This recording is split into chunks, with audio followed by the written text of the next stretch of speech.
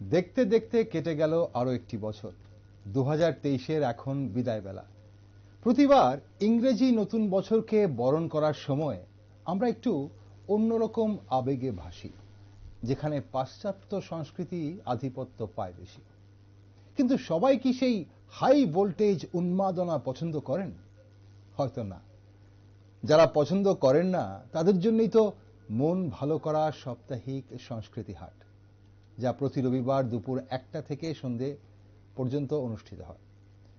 বছরের শেষ বিকেলটা আপনাদের মধ্যে যারা নিজস্ব সংস্কৃতির আবহে কাটাতে চাইছেন, আপনারা অবশ্যই আসতে পারেন নন্দননগর দেবরাম ঠাকুর পাড়ায় সেনপাড়া মাঠে সাপ্তাহিক সংস্কৃতি হাটে। এখানে পরিবার প্রিয়জনদের সাথে আপনাদের বছরের শেষ গোধূলি বেলা যে দুর্দান্ত কাটবে তা সহজেই অনুমান করা যায়। কেন জানেন? সংস্কৃতি হাট মানেই আনন্দের ভরপুর আয়োজন। একদিকে লোকগান, লোকনৃত্য, জারি সারি, ধামাইল, কবিতা পাঠ, পুতুল নাচ, আর তার সাথে পিঠে পুলি, পান্তা ভাত, বাঙুই এবং নানান ভাজা। তাছাড়া নানান ধরনের পোশাক, ঘর সাজানোর সামগ্রী এবং আসবাবপত্র আপনাদের মন কেড়ে নেবে নিশ্চয়ই। আর এই হাটের সেলফি কিংবা গ্রুপ ছবি এতদিনে আপনার চোখে পড়েনি সেটা বিশ্বাস করা যায় না। তবু কি আপনার মনে প্রশ্ন জাগে যে কেন রবিবার সংস্কৃতি হাটে যাব? তাহলে আজ সঙ্গে থাকুন। নমস্কার, আমি দীপেন আর আপনারা দেখছেন নিউজ ভ্যানগার্ড। সময় এখন সাপ্তাহিক সংস্কৃতি হাট এবং আমাদের নিজস্ব সংস্কৃতি নিয়ে একটি বিশেষ টক শো। আর আজ আমার সাথে রয়েছেন রাজ্যের বিশিষ্ট বাচিক শিল্পী দীপক সাহা এবং বিশিষ্ট সঙ্গীত শিল্পী তথা শিক্ষক সুব্রত দেবনাথ। আপনাদের দুজনকেই স্বাগত। দীপকবাবু, সাপ্তাহিক যে সংস্কৃতি হাট, এই হাট অন্য হাট থেকে বা অন্য মেলা থেকে কিভাবে আলাদা? একটু বছর শেষের 31-এর কথা উল্লেখ করলেন, সে প্রসঙ্গ ধরে আসছি। দ্বিজেন্দ্রলাল রায়ের একটা কবিতার কথা খুব মনে পড়ছে। আচ্ছা। সেই সময় সেই প্রেক্ষিতে তিনি লিখেছিলেন, আমরা বিলেত ফেরতা কভাই, আমরা সাহেব সেজেছি সবাই, তাই কি করি নাচার স্বদেশী আচার, করিয়াছি সব জবাই।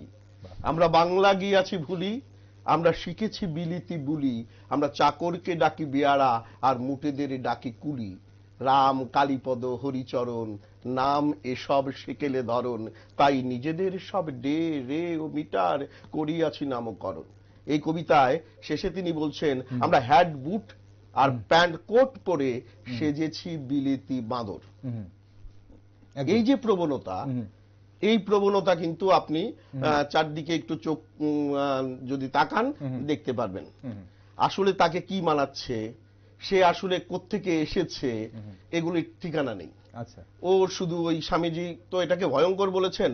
স্বামীজি একটা গল্প বলতেন যে একটা ঘরের মধ্যে একটি লোক থাকতো, তার উল্টো দিকে একটি গাছ, জানলা দিয়ে দেখা যায়, সেই গাছে একটা বাঁদর। আচ্ছা। সেই বাঁদর লোকটি এখানে যা করে তা দেখে দেখে করে। এতে লোকটি খুব বিরক্ত, প্রতিদিন যা করছে জানলাটা খুললেই সেই বাঁদরটা তাই করে। সে এটা থেকে কিভাবে পরিত্রাণ পাবে? শেষে সে ঠিক করলো যে তাকে দেখিয়ে সে শেভ করবে। আচ্ছা। সে খুঁটটা নিয়েছে, নিয়ে শেভ করেছে, করে খুঁটটা ছুঁড়ে দিয়েছে জানলা দিয়ে। বাঁদর সেভাবে সেটা চেষ্টা করতে লাগলো। তারপর থেকে বাঁদরের এই বাদরামিটা শেষ হলো। আচ্ছা। এখন আমার যে পরবর্তী জেনারেশন আসছে, সে যদি না বুঝে ওই খুঁটটা ব্যবহার করে যা তা ওই যে আমরা সেজেছি বিলিতি বাঁদর, এই রাস্তায় যদি চলতে থাকে, আমার আগামীটা কি হবে, কোথায় যাবে, সেটা বুঝতে হবে। এই জায়গা থেকে একটা ওকে ওর শেখরের সন্ধানটাকে দেওয়া, ও কোত্থেকে এসেছে, ওর কি দরকার, ওর জন্য ওর মতো করে কি ভালো, এটাকে বোঝবার জন্য এরকম একটা সংস্কৃতি হাটের খুব দরকার ছিল। একদম, আপনি যেটা বললেন যে সংস্কৃতি হাটের দরকার ছিল, এবং আসবো আপনার কাছে দীপকবাবু আরেকবার। সুব্রতবাবু, আপনার কি মনে হয় যে এই হাটটা কিভাবে এটা এই মুহূর্তে বর্তমান প্রজন্মের সাথে প্রাসঙ্গিক, এবং অন্য হাট থেকে বা অন্য মেলাগুলো থেকে এটা কিভাবে আলাদা? ব্যাপারটা হচ্ছে, যারা গেছেন সংস্কৃতি হাটে কিংবা বাংলা সংস্কৃতি বলয় নিয়ে যারা একটু খোঁজখবর নিয়েছেন, আমাদের যে সমস্ত অনুষ্ঠানগুলি হয়েছে, শ্যানপাড়া মাঠে এরকম বাংলা সংস্কৃতি বলয়ের সংস্কৃতি হাট উদ্বোধন হয়েছে, মাননীয় মুখ্যমন্ত্রী সেটা করেছেন, যারা গেছেন তারা বিষয়টা সম্পর্কে অনেকটাই ওয়াকিবহাল আছেন, হ্যাঁ, যে এখানে হয়েছে। কিন্তু যারা যাননি অনেকে কিন্তু ঔৎসুক্য দেখাচ্ছেন যে কি হচ্ছে সেখানটায়। তো ফেসবুক এবং পারস্পরিক খবরাখবরে যতটুকু না জানতে পারছেন, আমার মনে হয় একবার ওখানে মানে সরেজমিনে না গেলে ব্যাপারটা ঠিক বুঝবে না। আমাদের যে সংস্কৃতি হাটের যে মানে ধারণাটা, সেটা তো আমরা বাংলা সংস্কৃতি বলয়ের একটা প্রধান উপজীব্য ছিল, যেটা কি করে আমরা বাংলা হারানো সংস্কৃতিকে ফিরিয়ে আনতে পারবো। আচ্ছা, তো সেই ভাবনা থেকে সংস্কৃতি হাটের রূপদান হয়েছে সেখানে। তো সেখানে কি থাকবে, কেন সংস্কৃতি হাট? আমরা দেখতে পাচ্ছি যে আজকে যে পশ্চিমী দুনিয়ার যে আগ্রাসন সমস্ত কিছুর মধ্যে, আমাদের পোশাক, খাওয়া দাওয়া, খেলাধুলা সবকিছুই আমরা নিজেদের ভুলতে বসেছি পশ্চিমী আগ্রাসন থেকে। আমরা কোট প্যান্ট টাই পরে আছি, কোথায় ওই যে দীপক যেটা বললো কোথায় কি পড়তে হবে সেটাও আমরা ঠিক কিন্তু বুঝতে পারি না। আমরা অন্যান্য জাতিগোষ্ঠীকে দেখে থাকি, পৃথিবীর বিভিন্ন জাতিগোষ্ঠী যারা আছে একটা নিজস্ব স্বকীয়তায় কিন্তু তারা একদম উজ্জ্বল থাকে জিনিসটা। কিন্তু আমরা বাঙালি যেটা আজকে থেকে বাংলাদেশ মানে অবিভক্ত বাংলাকে যদি চিন্তা করি, পশ্চিমবঙ্গ কেন্দ্রিকটাই হচ্ছে, কলকাতা কেন্দ্রিক আমাদের বাংলা সংস্কৃতি তো চারদিকে ছড়িয়ে গেছে সেই জায়গাটা থেকে। তা আমাদের যে নিজস্ব সংস্কৃতির মধ্যে আমাদের পোশাক আশাক খাদ্য কিংবা আঞ্চলিকতায় যে সমস্ত খাদ্যগুলি আমাদেরকে সমৃদ্ধ করেছে সবসময়, এক একটা অঞ্চলের পরিচিতি ছিল, যে সিলেট অঞ্চলের ধরো ওই নোয়াখালীর এই খাবার একরকম, এই খাবারগুলো, হ্যাঁ, এই খাবারগুলো আজকালকার শহরের বুকে একদম বিলুপ্ত হয়ে গেছে। এখন আমরা সব গাল ভরা নাম, কিচ্ছু না, শুধু লোক ঠাকানোর জায়গা। এক একটা শুধু একটা মুরগির মাংসর ঝোল যেটা আমরা খেতাম, এক মুরগি দিয়ে চিকেনের হাজারো রকমের আইটেম রান্না হচ্ছে, কিন্তু সেগুলি তো মানে লোক ঠকানোর কিছু, ফাস্টফুডের নামে ডেজার্ট বিক্রি হচ্ছে এবং সেগুলো অসুস্থ করছে এবং সেগুলি হচ্ছে মানে মানে আসলে দেখুন কি, মানে একটা মুরগির মাংসকে দিয়ে বিভিন্ন রকম গাল ভরা নাম দিয়ে শুধু বাচ্চাদের অ্যাট্রাক্ট করা, যে বিশেষ করে খাবার দাবার দিকেটাই বলছি, বিভিন্ন রকম এই যে চাউমিন, এটা আমাদের খাবার ছিল না। তো সেই জায়গায় আমরা করছি কি, আমাদের যে নিজস্ব যে খাবার দাবার সেটার দিকে প্রাথমিকভাবে আমরা জোর দিয়েছি সংস্কৃতি হাটে। সেখানে আসুক, দেখুক। পিঠে পুলি খেতে চায় না এখনকার ছেলে মেয়েরা, মিষ্টি খেতে চায় কিংবা খেতে চায় না। এখন একটা ক্যাডবেরিজ চকলেট হলো অনেক বেশি ওরা উন্মাদ, খুশি, হ্যাঁ, মিষ্টি খাচ্ছে, ক্যাডবেরি চকলেটটা খাচ্ছে, কিন্তু একটা আমাদের দেশীয় পদ্ধতিতে একটা মালপোয়া হলো, একটা পিঠে পুলি হলো, পাটিসাপটা হলো। এবং আমি তো সব আরো মানে এটা কতটুকু প্রাসঙ্গিক হবে জানি না, আমাদের মায়েরাও কিন্তু এখন এই জিনিসগুলিকে পাত্তা দিচ্ছেন ব্যাপারটা।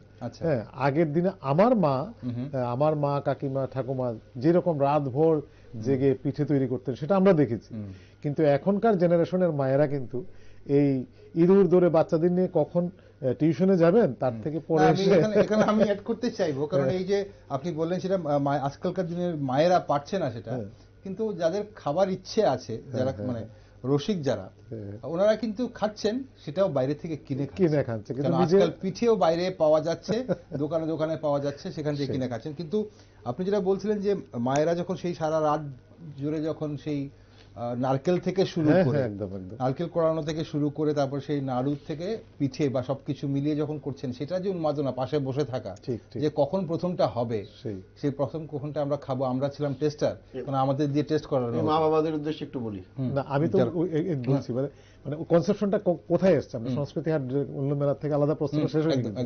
তো এই জায়গা থেকে আমরা বলছিলাম যে এই যে খাবারগুলো, এই খাবারগুলো এখানে আসুন, দেখুন। একদম মায়েরা ওখানে যারা স্বসহায়ক গ্রুপের মায়েরা আছেন, বোনেরা আছেন, তারা সেটা চেষ্টা করছেন আপনাদের সেই হারানো স্বাদটাকে ফিরিয়ে দেওয়ার জন্য।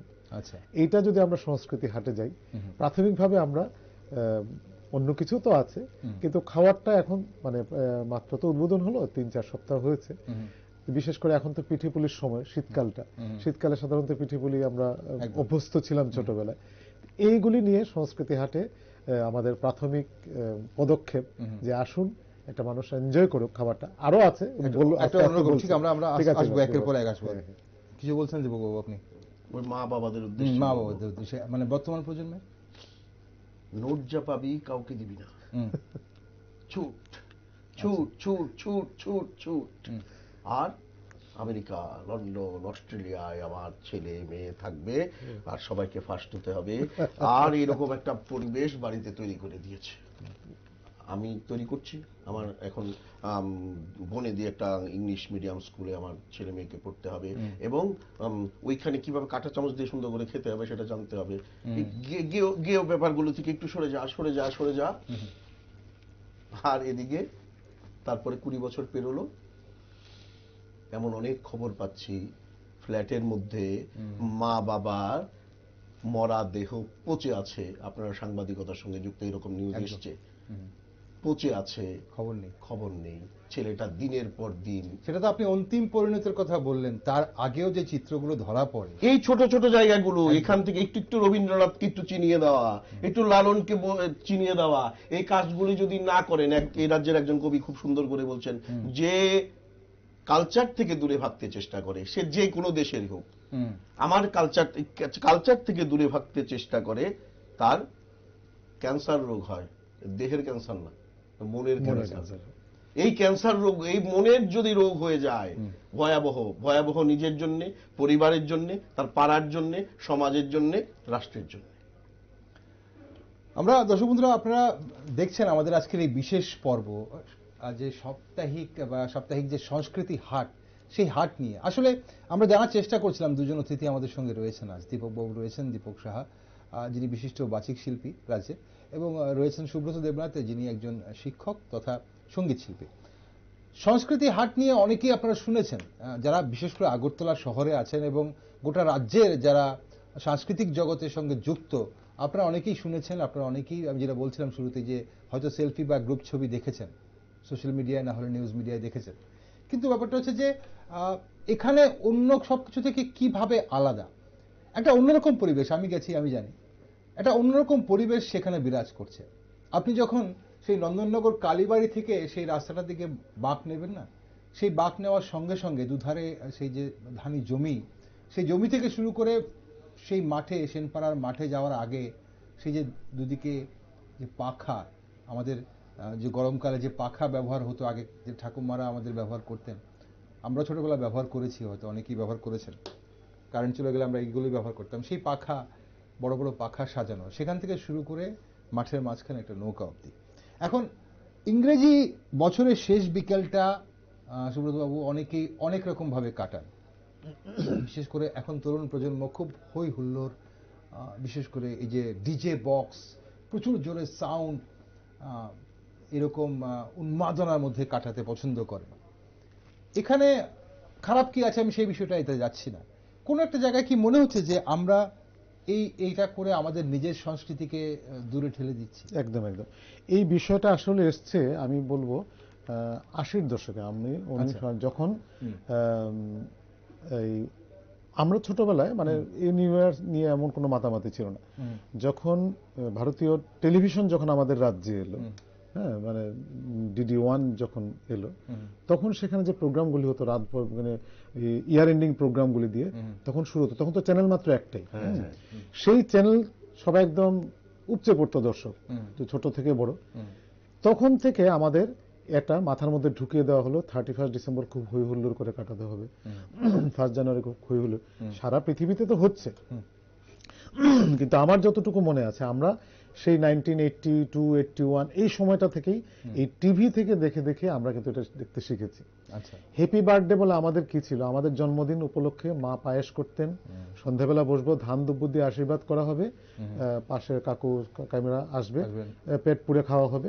এটা ছিল আমাদের জন্মদিন। ধান দুব্বা দিয়ে আশীর্বাদ করাটাই ছিল আমাদের। কেক আমরা ছোটবেলায় কখনোই পাইনি, সবাইকে প্রণাম করাটা, সেটা ছিল বড়দের প্রণাম করা, সেটাই। কিন্তু সেই জায়গাটা এখন একদম পুরোপুরি চেঞ্জ। এখন মানে জন্মদিন মানে এখন আমাদের কেক কাটতে হবে, হ্যাঁ, তাহলে সংস্কৃতিটা একদমই তো হারিয়ে গেল।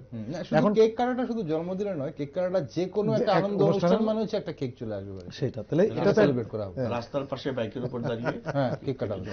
এটা তো কলেজদের সঙ্গে মডার্ন ভার্সন। আমি বলছি যে মানে বিবর্তনটা কি করে এলো। তো এগুলি হচ্ছে মানে আমাদের চ্যানেলগুলিকে আমরা ফলো করতে করতে, এখন তো চ্যানেলে কোনো সংখ্যা আছে নাকি, মানে অগুন্তি চ্যানেল, ফেসবুক, এগুলি থেকে শিখে শিখে আমরা জেনারেশনটা আমরাও কিন্তু অনেকটা তাদের মানে বায়াসড করেছি, মানে এই জেনারেশনটাকে যে আমরা ভুলতে মানে বাধ্য করেছি, কিংবা আমরা করিনি জিনিসটা। একটা জেনারেশন গ্যাপ, নতুন প্রজন্মকে আমরা কিন্তু সেই পশ্চিমী সংস্কৃতিটাকে অনুকরণ করবার জন্য আমরা কিন্তু তাদের ঠেলে দিয়েছি। এটা মানে কোনো নিঃসন্দেহ, এটা মানে আমাদের একটা জেনারেশন গ্যাপ হয়েছে। আমরা যদি এখনো চাই, এখনো কিন্তু ফিরে আনতে পারবো তাদেরকে। হ্যাঁ, যে ঠিক আছে তুমি করো, ঠিক আছে তুমি কেক করে, কিন্তু পাশাপাশি এটাও করো। তাহলে তোমার যে নিজস্ব সংস্কৃতি আছে সেটাকে কিন্তু তুমি বাদ দিতে পারবে না। যে কথাটা বললো দীপক, যে ফ্ল্যাটে পড়ে থাকে, ডেড বডি পড়ে থাকে, এটা কেন হচ্ছে জিনিসটা? আজকের যে ভোগবাদী যে ব্যাপারটা আসছে, হ্যাঁ, আমরা যে কষ্ট করে, আমাদের আগের কাকা বাবারা যেরকম কষ্ট করে বড় হয়েছে, আমাদের কিন্তু সেই এখন এই জেনারেশন কিন্তু সেই কষ্টটা করতে হচ্ছে না অনেকটাই। হ্যাঁ, অনেক কিছু একদম তৈরি জিনিস পাচ্ছে সেই জিনিসটা। যারাই দেশ ভাগের ফলে বাংলাদেশ থেকে উঠেছেন সবাই পরিশ্রম করেছেন সেই সময়টা, কিন্তু এখন তো সব তৈরি জিনিস ওরা পাচ্ছে। আর এখন নিউক্লিয়ার ফ্যামিলি হওয়াতে সেটা হচ্ছে এক দুজন বাচ্চা যা চায় সেই আমরা করে দিচ্ছি, কিন্তু দিতে গেলেও আমার মনে হচ্ছে যে নিজের যে সংস্কৃতি সেটাকে ভুললে চলবে না। হ্যাঁ, তুমি যে বাঙালি, তোমাকে কিন্তু সেটা মনে রাখতে হবে মাথায়। হ্যাঁ, তোমার মাতৃভাষা বাঙালি, তুমি বাংলায় কথা বলছো, তো বাংলা যদি কথা বলতে চাও তুমি, তাহলে বাংলার তোমার কি আছে, বাংলা গান শুনতে হবে, রবীন্দ্রনাথ শুনতে হবে, নজরুল শুনতে হবে, না হলে তোমার মনের ভিতরে যে অনুভূতি সেটাই তো প্রকাশ করতে পারবে না। তো সেটা প্রকাশ করতে গেলে আমরা নতুন ভাবে শুরু করেছি মাত্র, একদম যে রাতারাতি খুব একটা পরিবর্তন আনতে পারবো সংস্কৃতি হাটের মধ্যে দিয়ে, সেটা কিন্তু আমরা দাবি করছি না খুব একটা, কিন্তু আমাদের চেষ্টা তো করছি। আমরা চেষ্টা করে সেইখানটা থেকে খাওয়া দাওয়া দিয়ে অ্যাট্রাক্ট হোক, বাঙালির নিজস্ব পোশাক আশাক সেগুলো আমরা হাটে আনবো জিনিসটা। তো অন্য মেলায় হচ্ছে কি, আমাদের যে সমস্ত মেলায় নানান ধরনের ব্যবসায়ীরা বিভিন্ন রকম সামগ্রী নিয়ে তারা পসরা সাজিয়ে বসে, কিন্তু আমরা চাইছি সেখানে একটা কোয়ালিটি মেনটেন করা হোক।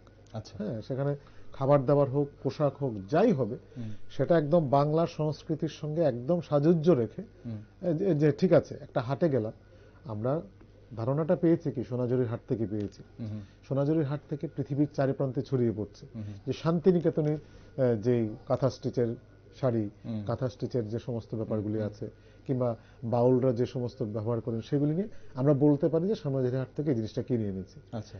আমরা সেই কনসেপশনটা থেকে এখানেও একটা চাইছি, আমাদের বাংলা সংস্কৃতি বলে সেই জিনিসটাই চাইছে। অবিভক্ত বাংলায় যে 92টা প্রশাসনিক জেলা আছে, প্রতিটি জেলা একটা সাংস্কৃতিক হাট যদি তৈরি হয়, তাহলে এই যে সাংস্কৃতিক আগ্রাসন সবকিছুর মধ্যে, শুধু পোশাক আশাক, খাবার দাবার সব কিছুর মধ্যেই একটা পশ্চিমী ব্যাপার ঢুকে যাচ্ছে, কিংবা ভারতের অন্যান্য আঞ্চলিক যে সমস্ত ব্যাপারগুলি এগুলি ঢুকে যাচ্ছে, সেইগুলি থেকে আস্তে আস্তে যাতে আমরা সরে, একদম তো বাদ দিতে পারবো না, কিন্তু আমার নিজস্ব ধরে রাখা, এটা দিয়ে আমরা চেষ্টা করছি। আমরা অবশ্যই একদিন না একদিন তো সফল হবই, এবং যেখানে সোনাঝুরি হাট আজকে এত বিশ্ববিখ্যাত, একদিন ত্রিপুরাও সেরকম হবে আশা করি। ঠিক, এবং আমরা আশা করছি সেটাই হবে। দীপকবাবু, এই যে অন্য কালচারের প্রতি আকৃষ্ট হওয়াটা, এটা আমাদের অন্য যেটা আমরা দেখিনি, যে জিনিসটা আমরা পাইনি, সেই জিনিসটার প্রতি আকৃষ্ট হওয়া বা সেটাকে জানার ইচ্ছা, সেটা মানুষের বোধহয় স্বভাবগত একটা মানে বৈশিষ্ট্য, চারিত্রিক বৈশিষ্ট্য। তো অন্য কালচারের প্রতি আকৃষ্ট হওয়া, কিন্তু কথা হচ্ছে যে যেটা সুব্রতবাবু বলছিলেন যে 80-র দশক থেকে আমরা অন্য কালচারের প্রতি আকৃষ্ট হয়েছি, কিন্তু হয়ে গেল তো, তাহলে তো প্রায় 40টা বছর পেরিয়ে গেল। তো এতগুলো বছর পেরিয়ে যাওয়ার পর আমরা কি আমাদের সংস্কৃতিতে কি এমন কি কোনো কিছু ঘাটতি আছে যে আমরা অন্য সংস্কৃতিতে সবকিছু পেয়ে গেলাম বলে সেখানে লাফিয়ে পড়ে গেলাম আমাদের সংস্কৃতি ভুলে গিয়ে? না না, কেউ একজন চাউমিনের বাজারটা তৈরি করার জন্য আমার মার পায়েস লুচির বাজারটা নষ্ট করে দিয়েছে। কেউ একজন, আমি আবার বলছি, চাউমিনের বাজারটা তৈরি করার জন্য তখন কি করছে, তখন এই বাজারটা তৈরি করার জন্য তার যা যা ফাঁদ পাতার সে পেতেছে একদম। এবং আমরা সুব্রতদা বলেছে আমার, রবীন্দ্রনাথও বলছেন এ আমার পাপ, এ তোমার পাপ, আমার পাপ। আমি আকৃষ্ট হয়ে গিয়ে এখন আমি কেন বুঝতে পারছি, আমি এখন বাবা। আচ্ছা, এবার আমার মেয়েটা, আমার ছেলেটা, সবার ঘরে আমি যে চিত্রটা বলবো তার একটা মনোবৃত্তি তৈরি হয়েছে, ভালো লাগে না। আর আমরা সেই সময় এই 3-4 বাজতেই মাঠে যাওয়ার জন্য আমাদের প্রাণ, এবং ওইখানে বন্ধু বান্ধবের সঙ্গে মিশেছি। মাঠে আসতে গিয়ে দেরি হলে মার খেতাম বাড়িতে, তারপর মাঠে যেতাম, ওইখানে বন্ধু বান্ধবের সঙ্গে ঝগড়া হয়েছে, ও একটা ঘুষি মেরে দিয়েছে, ব্যথা পেয়েছে, বাড়িতে এসে বলিনি। তারপরের দিন আবার আমি ভালো করে যদি কথাটার মধ্যে যাই, আবার ওর সঙ্গে কিভাবে মিশে আবার গ্রুপটা ঠিক হবে, এগুলি শিখেছি। শিখেছি তো, এগুলি মা বাবা শিখিয়ে দেয়নি, এগুলি চলতে চলতে এই মাঠে এটা হয়েছে। এবার দেখছি যে এই একটা জেনারেশন না, সে আমরা তো মাঠ নষ্ট করেছি ইট বালু সিমেন্ট দিয়ে দিয়ে, এবং বড় বড় বিল্ডিং বানাচ্ছি, এর থেকে কি ক্ষতিটা করেছি। এবার মেয়েটা আমার ঘরের মধ্যে আবার একটা ঘর বানিয়েছে, ঠিক আছে, এবার তার একটা মোবাইল আছে, তার একটা ল্যাপটপ আছে, তার একটা নিজস্ব দুনিয়া আছে, সে আস্তে আস্তে ছোট্ট একটু জায়গার মধ্যে বন্ধ হয়ে যাচ্ছে। এটা একটা, আমার কাছে তো মনে হয় মানসিকভাবে মানে রোগী হয়ে যাচ্ছে। আমি আরেকটা যেমন ধরি, কেউ একজন ভেবেছে সিনচন নামক এই কার্টুন ক্যারেক্টারটা আমি এটার মাথার মধ্যে ঢোকাবো।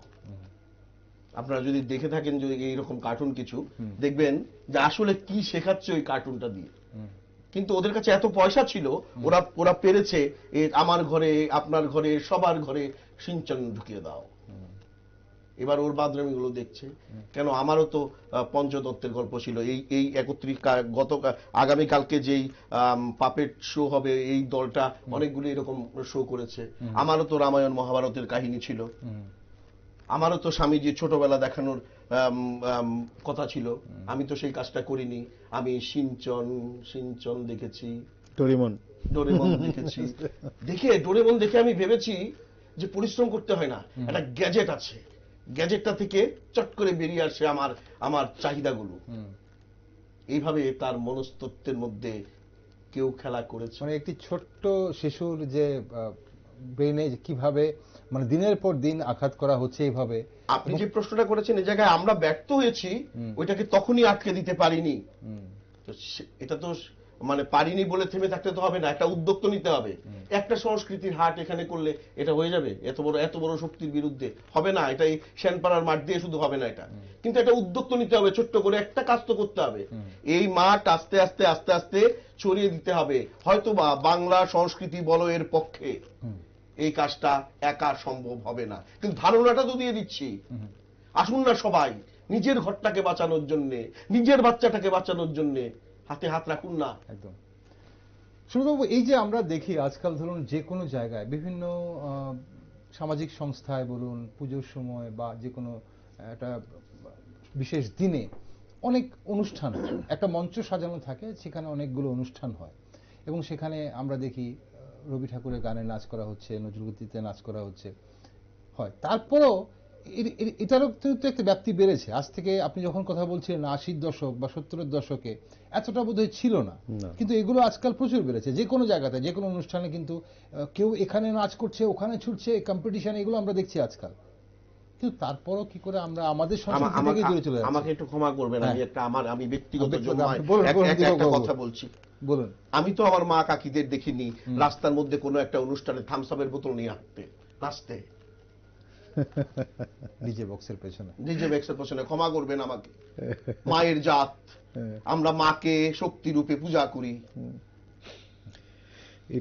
সেখানে শুধু মানে কেউ না কেউ করে, শুধু মায়েরা বললে ভুল, মায়েরা বললে ভুল হবে। কেন, মায়েদের আগে বাবারা সামনে দেখিয়ে গেছেন, পেছনে মায়েরা। এই যে 31st কি হবে, এটা কেউ মুখ চাপা দিয়ে রাখলে হবে? সত্যিটা হচ্ছে এই, সন্ধ্যে থেকে এই ইয়াং জেনারেশন হোক, আরো একটু বয়স্ক হোক, সবাই ছুটবে, কোনো একটা দোকানের লাইন দেবে, জিনিস মজুত হবে, রাত্রিবেলায় বাজি ফোটানো হবে, আর আমার যে হুঁশটা আছে এই হুঁশটাকে আমি বাদ দেবো।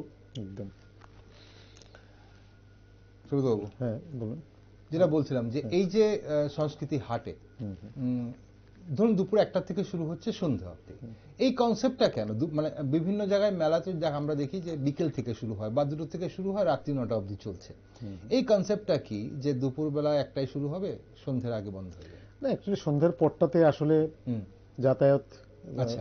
সবকিছু মিলিয়েই আচ্ছা।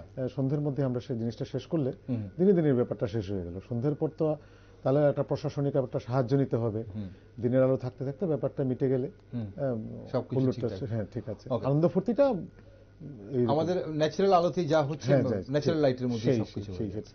মনে পড়ে যায়, বলে বাড়ি থেকে বলে দিত সন্ধ্যাবাতির ইয়েটা বাড়ি চলে আসবে। বাড়ি চলে আসবে। কাশির ঘন্টা পড়ার আগে বাড়িতে সেই আসবে। সেই সেই সেই সেই কাশির ঘন্টার পরে যদি বাড়িতে আসতাম তাহলে পিছিয়ে পিছিয়ে পড়তো তখন। ঠিক আছে। আর এই যে সংস্কৃতি হাটে আপনি যেটা বলছিলেন, আমরাও যেটা দেখেছি, আমি ব্যক্তিগতভাবে গিয়েও সেখানে দেখেছি, খুব অন্যরকম একটা পরিবেশ। আমরা অনেক অনেক সেলফ হেল্প গ্রুপকে দেখলাম সেখানে স্টল বসানো রয়েছে। এই যে পিঠেপুলি বলুন, পান্তা ভাত, বাঙুই বা এইসব ধরনের খাজা, বিভিন্ন ভাজা বিক্রি হচ্ছে। তো সেগুলো আমরা বিভিন্ন স্টলে দেখলাম, সেলফ হেল্প গ্রুপরা। এখন অন্যরা যদি কেউ যদি পসরা সাজিয়ে বসতে চান, তাদের কি ধরনের নিয়ম রয়েছে ওখানে? পসরা সাজিয়ে কি বসতে পারবেন, নাকি নির্দিষ্ট যারা রয়েছেন তারাই শুধু বসবেন সেখানে? এক্ষুনি ব্যাপারটা হচ্ছে কি, মানে যারা আমরা প্রাথমিকভাবে যাদের নিয়ে হাটটা শুরু করার কথা হয়েছিল, আচ্ছা, তাদের বিভিন্ন সেলফ হেল্প গ্রুপের মধ্যে আলোচনার মাধ্যমেই আমাদের তো স্থান এখনো সীমিত। আচ্ছা, হ্যাঁ, এমন না তো যে একদম সেনপাড়ার মাঠ উপচে পড়ে গিয়ে বাইরে হচ্ছে। আচ্ছা, আচ্ছা। এখন পর্যন্ত প্রাথমিকভাবে যারা প্রথম সম্মতি দিয়েছে আমরা করব জিনিসটা, তাদের নিয়ে মোটামুটি এখন পসরা সাজানো হচ্ছে। চট করে বাইরে থেকে এক্ষুনি আমাদের তো একটা কমিটি রয়েছে, প্রশাসনের একটা মানে পরিচালনার একটা কমিটি রয়েছে, এই কমিটির মাধ্যমে যেতে হবে এক্ষুনি। আচ্ছা, হ্যাঁ, এক্ষুনি মানে কমিটির বাইরে গিয়ে হবে না সেটা। যে যা খুশি নিয়ে বসে গেল, সেটা তো পসরা সাজিয়ে বসতে পারবে না অন্যান্য মেলার যে মাঠে। মেলাগুলি হচ্ছে আমাদের সারা রাজ্যের জুড়ে, যে সমস্ত উৎসবকে কেন্দ্র করে যে মেলাগুলি হয়, সেগুলির মধ্যে যে পসরাগুলির তো কোনো মানে বাজ বিচার থাকে না, যে যা খুশি নিয়ে বসতে পারে। আমাদের উদ্দেশ্য হচ্ছে বাংলা সংস্কৃতির সঙ্গে মিলে যায় এই ধরনের যে সমস্ত সামগ্রীগুলি আছে, সেগুলি এখানে বসতে পারলে অবশ্যই অনুমতি সাপেক্ষ আর কি। আমরা দেখছিলাম প্রথম দিন, উদ্বোধনী দিন, যেদিন মুখ্যমন্ত্রী ছিলেন এবং বিশিষ্ট অতিথিবর্গরা ছিলেন সেখানে, সেদিন তো মূল যে মঞ্চটা রয়েছে সেই মাঠে, সেই মূল মঞ্চে আমরা অনুষ্ঠান দেখেছি। তারপর আমরা মাঠের মাঝখানে আমরা দেখলাম খুব সুন্দর একটা পরিবেশ সৃষ্টি হয়েছিল, সেখানে নাচ গান সবকিছুই মাঠের মাঝখানে ওপেন হচ্ছে, এবং সেখানে যারা দর্শক ছিলেন, যারা ঘুরতে গেছিলেন পরিবার নিয়ে, ওনারাও দেখলাম পাশে ব্যাগ রেখে বা বিলঙ্গিংস যা ছিল সেগুলো অন্য কাউকে দিয়ে নিজেরা নেমে পড়ছেন, নাচ করছেন শিল্পীদের সঙ্গে।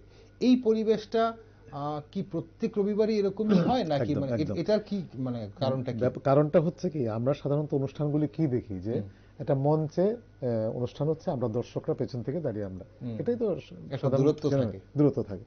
তো এখানে আমরা চাইছি মিলেমিশে সব একাকার হয়ে যাক। আচ্ছা, যারা শিল্পী তাদের পারফর্ম করতে অবশ্যই সুযোগ দেওয়া হবে, কিন্তু এটা নিজেদের মধ্যে, এটা নিজেদের, আমাদের নিজের সংস্কৃতির, এটার সঙ্গে তাল মেলাবো, এটার সঙ্গে পা মেলাবো, এই গানটার সঙ্গে এই নাচটার সঙ্গে, এই যে একটা ভ্রাতৃত্ববোধ কিংবা একটা পরিবেশটাকে একদম নিজেদের মতো করে সবাই মিলে একটা এনজয় করা, যে এই জিনিসটাই হচ্ছে এটার প্রধান কারণ আর কি। যে মঞ্চেরই না, মঞ্চ আছে, একটা বিশাল মঞ্চ আছে, কিন্তু মঞ্চ থেকে যখন মাঠে চলে আসি, তখন যিনি দর্শক কিংবা যিনি শ্রোতা, উনি তখন আমি এর সঙ্গে একদম দূরত্বটা গিয়ে একদম ঘুচে যায়, তখন মনে হচ্ছে আমি এটা অংশীদার। মাঝখানে সবাই একদম একদম সামনে, চোখের সামনে নাচ করছে, যার ইচ্ছে হচ্ছে সে শিল্পীদের সঙ্গে সেও নাচ করছে। আমরা সেদিন দেখলাম যে কেউ গান করছেন, শিল্পী গান করছেন, এবং সেখানে লোকগান করছিলেন এবং সবাই আশপাশে নাচ করছিলেন, এনজয় করছিলেন।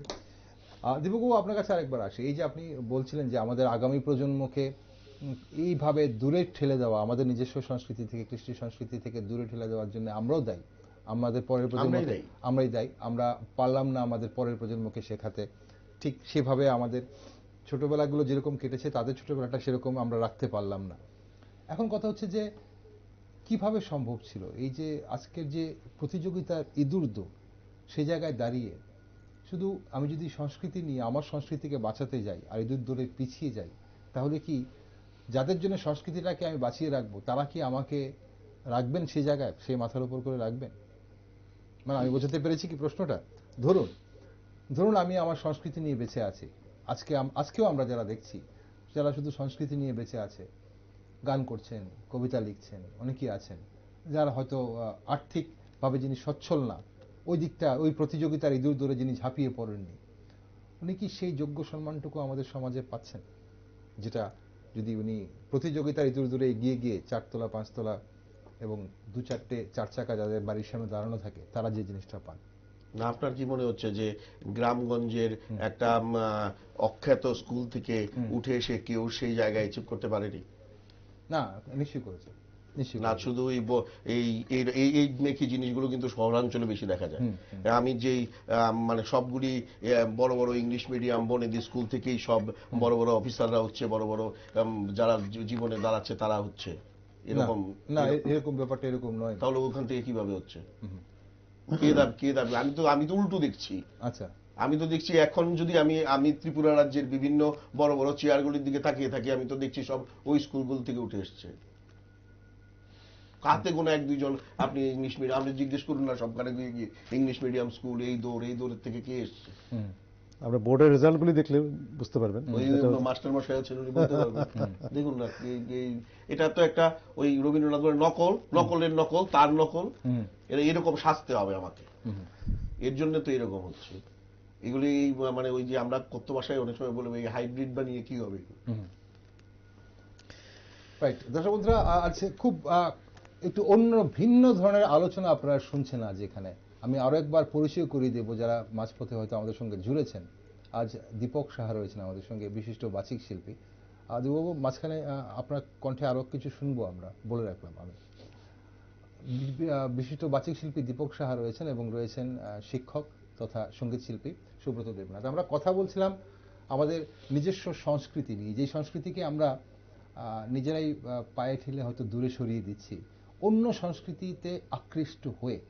কিন্তু তাতে আমাদের কি সত্যি কোনো লাভ হচ্ছে? আমরা আমাদের যে প্রজন্মের পর প্রজন্ম যে আমরা এভাবে সংস্কৃতকে, আমাদের নিজস্ব সংস্কৃতিকে দূরে ঠেলে দিচ্ছি, তাতে আমরা কোথায় যাচ্ছি সেটা কি নিজেরাই আমরা জানি? আর এই যে সাপ্তাহিক সংস্কৃতি হাট, যেটা নন্দননগর দেবরাম ঠাকুর পাড়ার সেনপাড়া মাঠে বসে প্রতি রবিবার দিন, সেই সংস্কৃতি হাট কিভাবে আমাদের নিজস্ব সংস্কৃতিকে বাঁচিয়ে রাখার চেষ্টা করছে? সুব্রতবাবু, এখানে কি শুধু দেবরাম ঠাকুর পাড়া, এখানে একটি কসমোপলিটন পাড়া আমরা যেটা জানি দেবরাম ঠাকুর পাড়া, সেখানে জাতি উপজাতির মেলবন্ধন রয়েছে। সেই জাতি উপজাতির সৌভ্রাতৃত্ব চিত্র কি সেইখানে ফুটে ওঠে? ভীষণ ভাবে, একদম দারুণ ভাবে হয়ে ওঠে।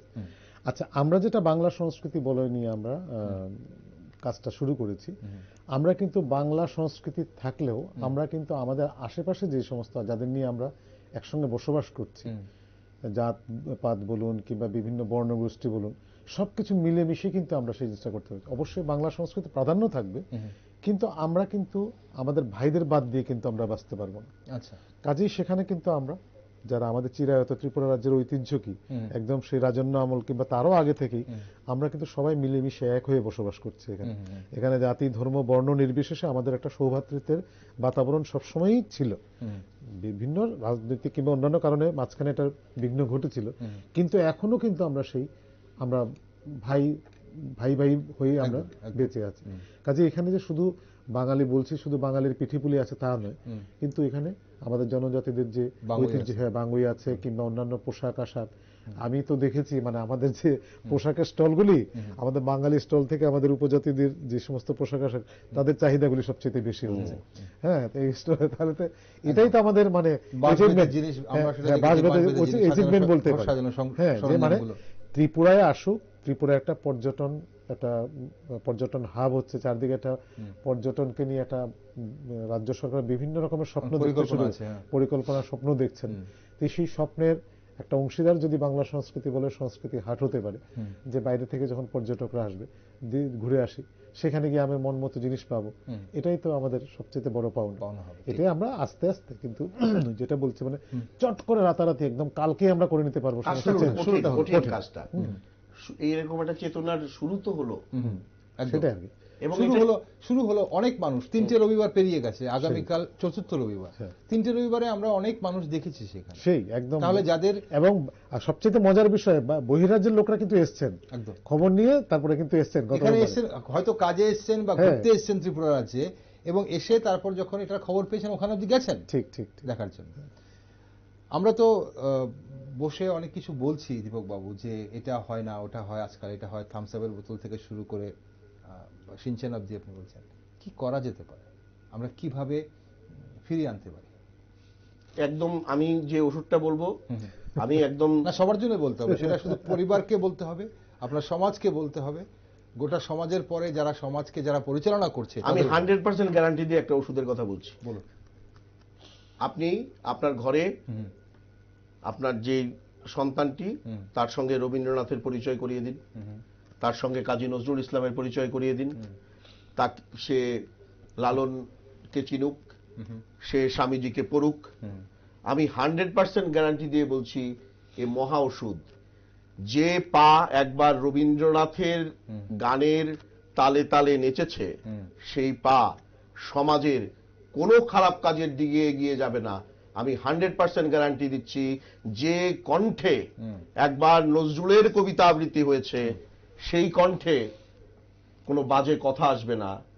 যে হাত রবীন্দ্রনাথকে নিয়ে লিখছে, ওই সংস্কৃতি এর যে আপনার যদি সেনপাড়ার মাঠে যান, যে কাজটা করছে, সেই ছেলেটা AK-47 নিয়ে আপনার দেশকে ক্ষতিগ্রস্ত করবে না। 100% শিওর। বাহ, খুব সুন্দর।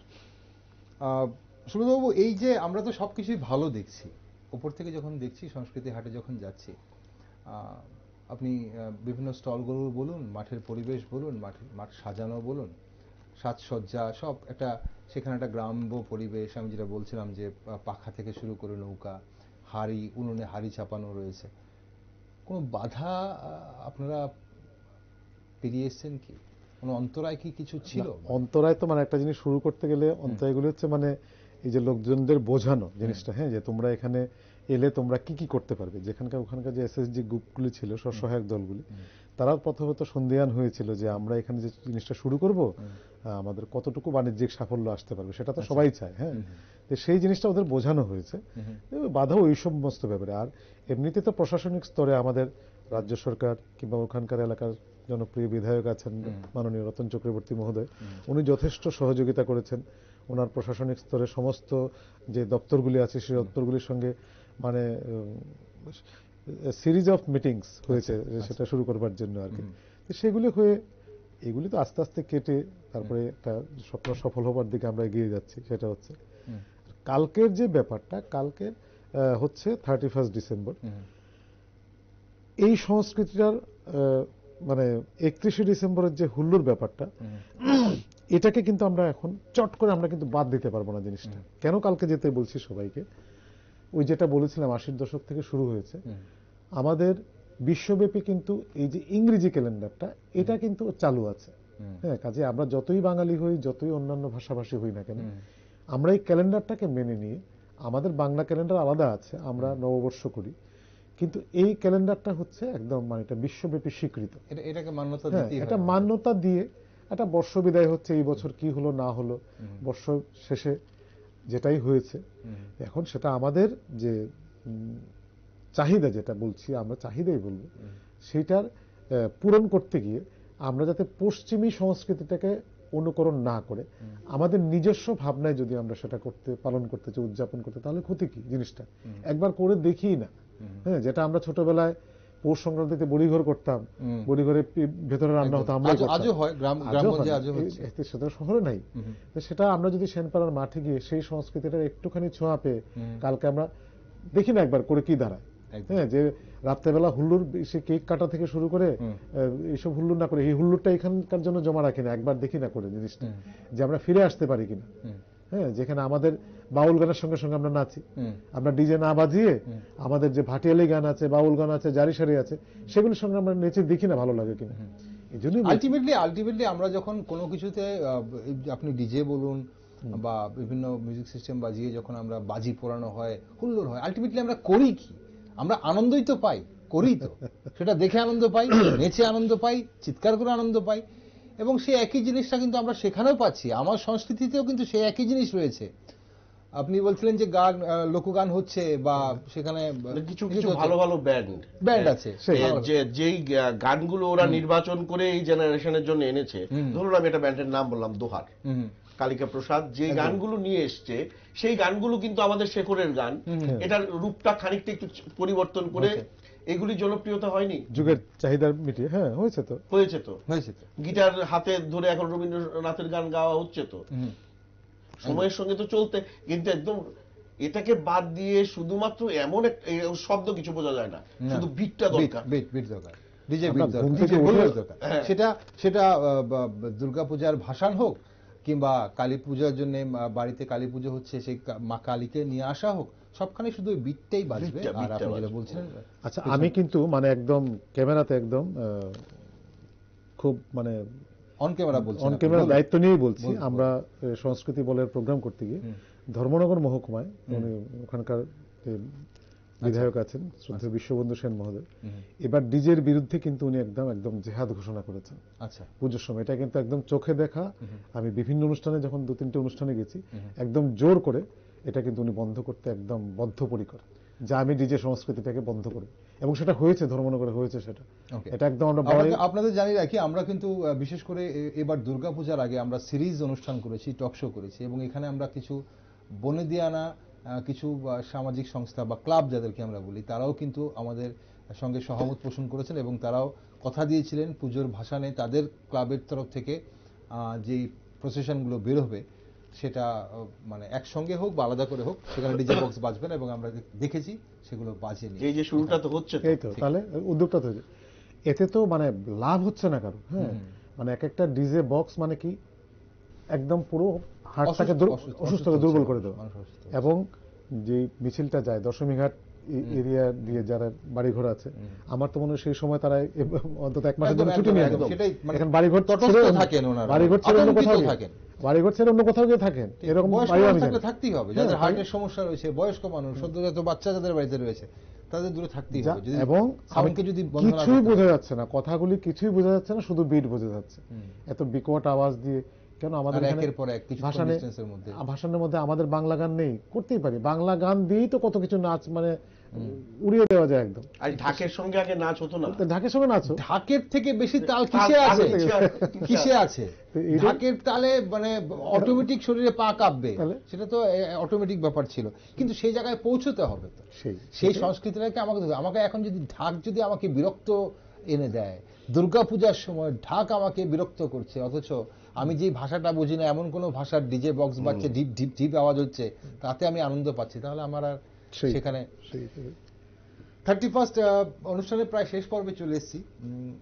দীপকবাবু, 31-এ আবার সেই একই কথা, 31শে ডিসেম্বরের শেষ বিকেলটা, সন্ধ্যা বলবো না, বিকেলটা, যদি এমন যদি কারোর মনে হয় যে না আমি কম্পেয়ার করব, সো ইউ ক্যান কাম, চলুন কম্পেয়ার করি আমরা। বিকেলটা আপনি দুপুর থেকে বিকেল আপনি কাটাতে পারেন সংস্কৃতি হাটে, তারপর সন্ধ্যার পর আপনি যে কালচারে আপনি এখন যেতে চাইছেন সেই কালচারে দেখুন। কোনটা সকালবেলা ঘুম থেকে উঠে ভাববেন কোনখানে শান্তি ছিল, একদম একান্তে বসে ভাবতে হবে, তখন একান্তে বসে আপনি নিজে ভাবতে হবে যে কোনখানে শান্তি ছিল, কোনখানে আমি কি পেয়েছি। ঠিক, ওকে। আর পুতুল নাচ হচ্ছে, পুতুল নাচটা এখানে প্রথমবার হচ্ছে, এই প্রথমবার হচ্ছে। কারা করছেন? ত্রিপুরা পাপেট থিয়েটার করছেন। কি ওনারা কি কোনো আলাদা কোনো কিছু পরিবেশন করবেন মানে, নাকি এমনিতেই যাবেন, মানে ওনাদের যেটা করার সেটা করবেন? কোনো কিছু না, ওদের পরিবেশনাই ওরা রাখবেন, পরিবেশন রাখবেন।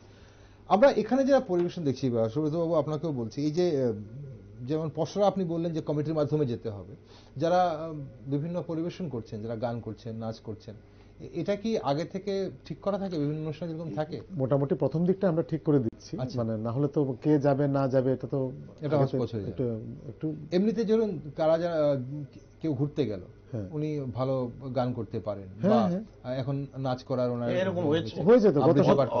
অবাক হয়ে গেছি, একটা ছোট্ট ছেলে, আপনারা সবাই চেনেন আমাদের রাজ্যের বিখ্যাত শিল্পী ধনঞ্জয় সরকার, ঢোলটা বাজাচ্ছে, ও গিয়ে হঠাৎ করে বলছে কাকু আমি বাজাই। আচ্ছা, ধনঞ্জয় বাজায়। হঠাৎ করে আবিষ্কার করলাম না, ছেলেটা ভালো বাজাচ্ছে। তারপর যেখানে তালটা একটু অসুবিধা হচ্ছে, ধনঞ্জয়দা বলে দিচ্ছে যে তালটা এটা হবে, এটা বলার সঙ্গে সঙ্গে ওই গানটার সঙ্গে বাজিয়েছে। বাহ। আচ্ছা, এটাও কি তাহলে হচ্ছে, মানে এই যে আমরা ধরুন বিভিন্ন কি বলে এটাকে, এই যে শেখাচ্ছে, কেউ কেউ একটা ছোট বাচ্চা শেখাচ্ছে ঢোল, এবার কেউ নাচে শেখাচ্ছে, গানে শেখাচ্ছে, এটা অনেকদিন ধরে চলছে, প্রায় আজকে 5-6 মাস সংস্কৃতি সংসদ থেকেই লোকজন গিয়ে বিভিন্ন নাচ কর্মশালা হয়েছে।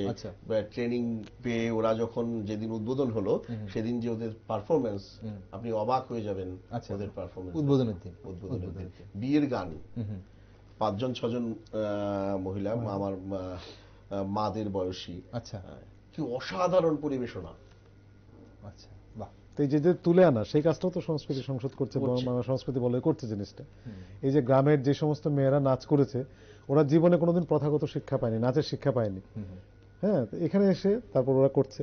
তো এই যে একটা ইন্সপিরেশন, এটা তো মানে এটাও ছড়িয়ে দিচ্ছে যে না, ওখানে গেলে আমাদের করতে হবে। সেদিন মাননীয় মুখ্যমন্ত্রী উল্লেখ করছিলেন ওনার ভাষণে যে এরকম একটা আইডিয়া, এই আইডিয়াটা তো বেশ, বলে উনি বলছিলেন আমাদের ছোটবেলার মাঠের কথা মনে পড়ে গেছে, দাঁড়িয়া বান্ধা খেলার কথা বলছিলেন, মোল্লা ছোট খেলার কথা বলছিলেন। এই খেলাগুলো এখানে, এই খেলাগুলো হারিয়ে গেছে একদম। কোথায় আছে খেলা, মাঠই যায় না খেলা করতে। আজও আমার মনে হয় আপনারা যদি ঘর কেটে দেন তাহলে বোধহয় এখানেই বোধহয় খেলতে শুরু করবে। হ্যাঁ, এটা হবে, এটা এই খেলারও এটা নিয়েও ভাবনা চিন্তা হচ্ছে যে এই যে বাচ্চারা যাবে, ওরা দাঁড়িয়ে বান্ধা খেলাটা খেলুক। বাচ্চারা কেন, বাচ্চারা হয়তো জানবে না, হয়তো দাড়ি বান্ধা কিতকিত খেলাটা বাচ্চারা না জানলেও বাচ্চাদের মায়েরা হয়তো নেমে পড়তে পারে। এখান থেকে মাদের একটু, এই যে মা, বারবার কেন আমি মার কথায় আসছি, মাইনা মূল আধারটা, মাইনা এই যে জিনিসটা ঠিক করে দেয়, চালিকা শক্তি। এখন যদি মা বলে এই আমি তো এই লক্ষ্মী পূজা দিয়েছি ইউটিউব দেখে দেখে এরকম করে, জোগাড়টা তো দিতে পারছি না, এটা যদি হয়ে যায় তাহলে সমাজের সর্বনাশ হবে। এই মা যদি সে করে সন্তানটা তার সন্তানকে না দিতে পারে, এভাবে ধীরে ধীরে হয়তো মানে হারিয়ে যাবে আমাদের সংস্কৃতি, যদি আমরা এইভাবে ধরে রাখতে না পারি। চেষ্টা করছে সাপ্তাহিক সংস্কৃতি হাট, এবং সুরতবাবু এটা প্রথম হাট, এরকম আরো হাটের পরিকল্পনা আছে আপনার? অবশ্যই, আমি তো বললাম এই যে বাংলা সংস্কৃতি বলে আমাদের যে বার্ষিক অধিবেশন হয়ে গেল, মানে সেখানে আমরা ওখানে 92টা প্রশাসনিক জেলা রয়েছে, প্রত্যেকটা জেলাতে একটি করে সংস্কৃতি হাটের একটা কনসেপশন আছে, আমাদের আগামী দিনে পরিকল্পনায় নেওয়া হয়েছে। কিন্তু সত্যি কথা বলতে কি, কলকাতা কিংবা ঢাকাতে যেটা মানে একদম মূল কেন্দ্র প্রপার, এদের একটু অসুবিধা হবে এখানে, সত্যি কথা এটা মানে স্বীকার করে নিতে হবে। কিন্তু আমাদের যে অন্যান্য, যেমন ত্রিপুরাতেই যতগুলি জেলা আছে, সব জেলাতে যদি একটা করে এরকম সংস্কৃতি হাট হয়, তাহলে এখানে সংস্কৃতির যে সমস্ত জড়িত যে সমস্ত বিষয়গুলি আস্তে আস্তে আমরা এর মধ্যে থেকে বিকাশ হবে, অবশ্যই করব, হবে, আমরা তো আশাবাদী।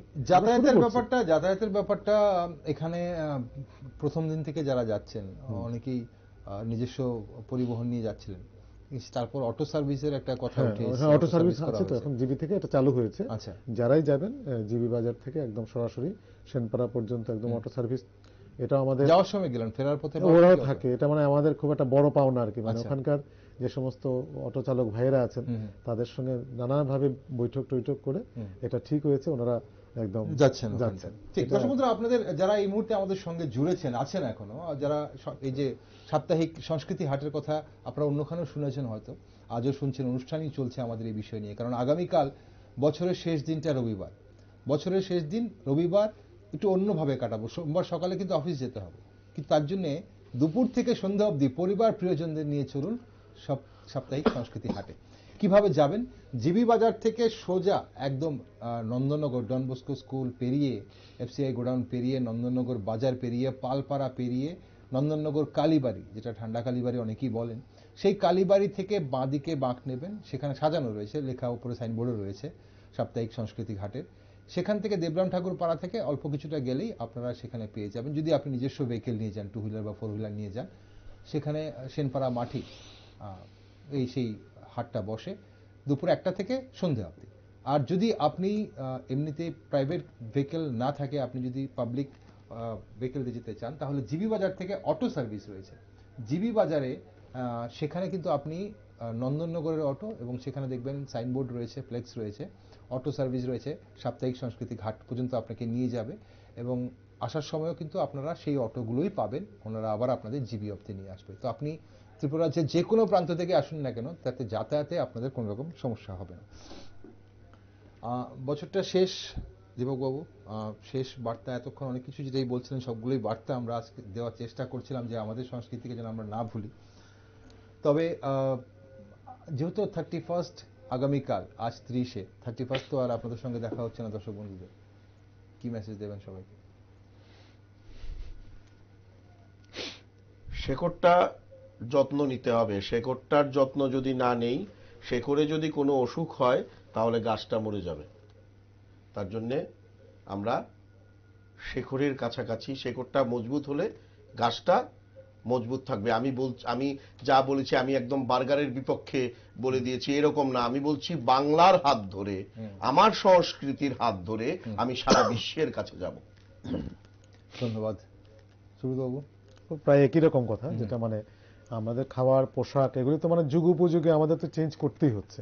হ্যাঁ, সময় উপযোগী কিংবা যুগের উপযোগী, এটা কিন্তু পেছনটাকে ভুললে চলবে না। আমাদের ধুতি পরার যে কালচারটা রয়েছে, শাড়ি পরার যে কালচারটা রয়েছে, কারণ আমরা জন্ম থেকেই আমি মা ডাকছি বাংলা ভাষায়, একদম বাবা ডাকছি বাংলা ভাষায়, কথা বলছি বাংলা ভাষায়, সবকিছু বাংলাতেই করছি। তো বাঙালি হয়েই যখন জন্মেছি, আমার নিজস্ব সংস্কৃতিটাকে ভুলে থাকলে তো চলবে না। আমি বাঙালি হয়ে যদি বাঁচতে চাই একটুখানি, বাইরে যত কিছুই আমি অন্যান্য সংস্কৃতি ধার করি না কেন, কিন্তু আমার নিজের শিকড়ের টানটাকে, কারণ আমার ভিতরে যে অনুভূতিগুলি তৈরি হচ্ছে সেটাকে আমি ট্রান্সলেট করছি অন্যান্য ভাষায়, অন্য সংস্কৃতিতে। নিজস্ব শিকড়টাকে, সেটাকে ভুলে থাকলে তারপরের যে জেনারেশন, তাদের কাছে কিন্তু কৈফিয়ত দিতে হবে যে তুমি তো ভুলে গেছিলে আমি কে। একদম। অসংখ্য ধন্যবাদ আপনাদের দুজনকে আজ আমাদের সঙ্গে থাকার জন্য, এবং খুব সুন্দর আপনারা সংস্কৃতিকে বাঁচানোর জন্য, বিশেষ করে আমাদের সংস্কৃতিকে বাঁচানোর জন্য যে উদ্যোগ আপনাদের, সেটা নিশ্চয়ই প্রশংসনীয়। আপনারা সফল হন, আমরা অবশ্যই আপনাদের সঙ্গে আছি। ধন্যবাদ আপনাদের দুজনকে। দর্শক বন্ধুরা, বর্তমানে যৌথ পরিবারের প্রথা, সামাজিক বন্ধন কেমন জানি ধীরে ধীরে বিলুপ্ত হয়ে যাচ্ছে। শুধু তুমি, আমি আর আমাদের এক সন্তান হয়ে যাচ্ছে পরিবারগুলো। স্নেহবোধ, আন্তরিকতা, দায়িত্ববোধ কেমন জানি লোপ পাচ্ছে। তাই বোধহয় নিজেদের সংস্কৃতিকে বাঁচিয়ে রাখা আজ ভীষণ প্রয়োজন হয়ে পড়েছে। আর খোলা আকাশের নিচে আমাদের কৃষ্টি, সংস্কৃতি, ঐতিহ্যের দারুণ পরিবেশ পাবেন সাপ্তাহিক সংস্কৃতি হাটে 31 ডিসেম্বর দুপুর 1টা থেকে সন্ধ্যে পর্যন্ত। আমি যাচ্ছি, আপনিও আসুন আর সঙ্গে থাকুন, দেখতে থাকুন নিউজ ভ্যানগার্ড।